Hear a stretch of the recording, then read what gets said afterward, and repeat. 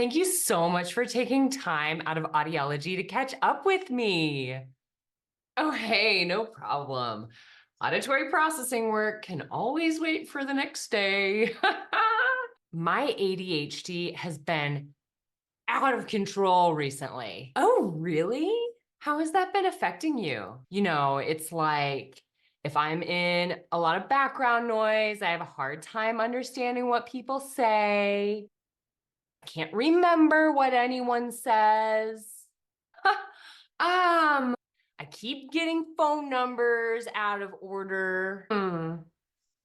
I can't listen for long periods of time without getting exhausted. Oh boy. No idea what they're saying on TV unless they have captions on. Oh, yeah.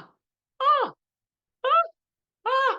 And the other day, someone said that I was a hot mess express, and what I heard was a hot ness express. Can you believe that? I see how that could happen.